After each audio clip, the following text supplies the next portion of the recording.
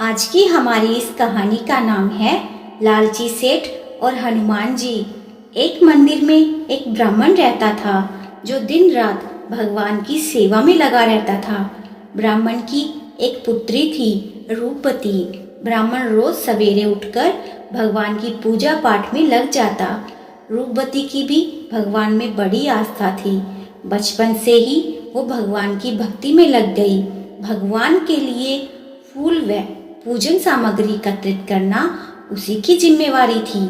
समय के साथ साथ रूपवती बड़ी हो गई। अब ब्राह्मण को रूपवती के विवाह की चिंता सताने लगी थी। ब्राह्मण ने सोचा, क्यों ना मैं मंदिर में कथा करना शुरू कर दूं, जिससे कि चढ़ावे में कुछ पैसा आने से मुझे थोड़ी आमदनी भी हो जाएगी और गांव वालों में भी भगवान के प्रति आस्था बढ़ेगी। बस यही सोचकर ब्राह्मण ने अगले दिन से ही मंदिर प्रांगण में ही कथा करना शुरू कर दिया। ब्राह्मण का मानना था कि चाहे गांव वाले उसकी कथा ना सुने, लेकिन मंदिर में विराजे भगवान तो उसकी कथा सुनेंगे ही। अब ब्राह्मण की कथा में कुछ गांव वालों ने आना शुरू कर दिया। एक दिन गांव का ही एक कंजूस सेठ मंदिर में भगवान का दर्शन करने के लिए आया और दर्शन करने के बाद मंदिर की परिक्रमा करने लगा। तभी उसे मंदिर के अंदर कुछ आवाजें सुनाई दी। उसने मंदिर के पीछे की दीवार पर कान लगाकर सुना तो मंदिर के अंदर दो लोग एक दूसरे से बात कर रहे थे। उसने बड़े ध्यान से सुना। मंदिर के अंदर भगवान राम और हनुमान जी आपस में बात कर रहे थे। भगवान राम हनुमान जी से ब्राह्मण की कन्या के कन्यादान के लिए 200 रुपये का प्रबंध करने का कह रहे थे। भगवान राम का आदेश पाकर हनुमान जी ने ब्राह्मण को 200 रुपये देने की बात भगवान राम को कही।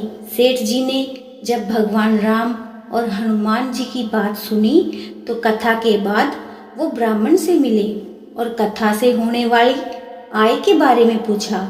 सेठ जी की बात सुनकर ब्राह्मण बोला, सेठ जी, कथा में बहुत ही कम लोग आ रहे हैं, भला इतने कम श्रद्धालुओं में क्या आय होगी।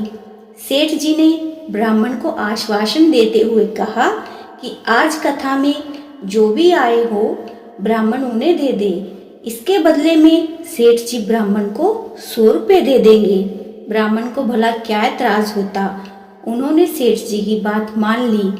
उधर सेठ जी ये सोच रहे थे कि ब्राह्मण को जो आज कथा में हनुमान जी 200 रुपये देने वाले हैं, जो मैं ब्राह्मण से ले लूँगा और बदले में उसे 100 रुपये दे दूँगा, जिससे कि मेरी 100 रुपये की कमाई हो जाएगी।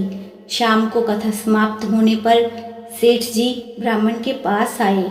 उन्हें यकीन था कि आज ब्राह्मण को 200 रुपये की आय हुई होगी।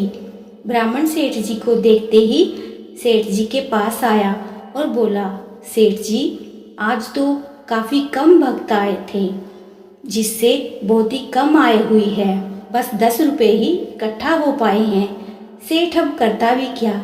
उसने ब्राह्मण को दिए वचन के अनुसार ब्राह्मण को 100 रुपये दे दिए और इस सौदे में तो सेठ जी को नुकसान हो गया। सेठ जी हनुमान जी पर बहुत गुस्सा हुए कि उन्होंने ब्राह्मण को 200 रुपये की मदद भी नहीं की और भगवान को दिया अपना वचन भी पूरा नहीं किया। सेठ जी को हनुमान जी पर बहुत गुस्सा आया। वो गुस्से में मंदिर के अंदर गए और उन्होंने हनुमान जी की मूर्ति को धक्का दे दिया। सेठ जी ने जैसे ही हनुमान जी की मूर्ति को धक्का देने के लिए अपना हाथ मूर्ति पर रखा, वो वहीं चिपक गया। भला हनुमान जी की पकड़ से कोई कैसे बच सकता है। तभी सेठ जी को फिर एक आवाज़ सुनाई दी। अब भगवान राम हनुमान जी से ब्राह्मण को 200 रुपये देने के बारे में पूछ रहे थे।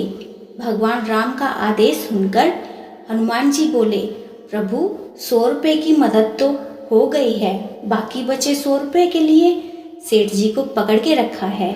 जैसे ही वो 100 रुपये देंगे उनको छोड़ देंगे। सेठ जी ने जैसे ही भगवान राम और हनुमान जी के बीच की बात सुनी, उन्होंने सोचा, अगर गांव वालों ने देख लिया कि मैं हनुमान जी की मूर्ति को धक्का मार रहा था और हनुमान जी ने मुझे पकड़ लिया है तो मेरी बहुत बदनामी होगी। बस फिर क्या था, सेठ जी ने हनुमान जी को ब्राह्मण को 100 रुपये देने का वादा किया। हनुमान जी ने सेठ की बात मानकर उसका हाथ छोड़ दिया और सेठ जी ने अपने वादे अनुसार ब्राह्मण को 100 रुपये दे दिए और सर पकड़कर चलते बना। इसलिए कहा गया है, ज़्यादा लोभ हमेशा हानिकारक होता है। सेठ को उसके लालच की सजा मिल गई और ब्राह्मण को उसकी भक्ति का फल। इसलिए कहा गया है, जैसी करनी वैसी भरनी। तो ये थी हमारी आज की कहानी। उम्मीद है आपको कहानी अच्छी लगी होगी। तो अगर कहानी अच्छी लगी हो तो वीडियो को लाइक, शेयर और चैनल को सब्सक्राइब करना ना भूलिएगा।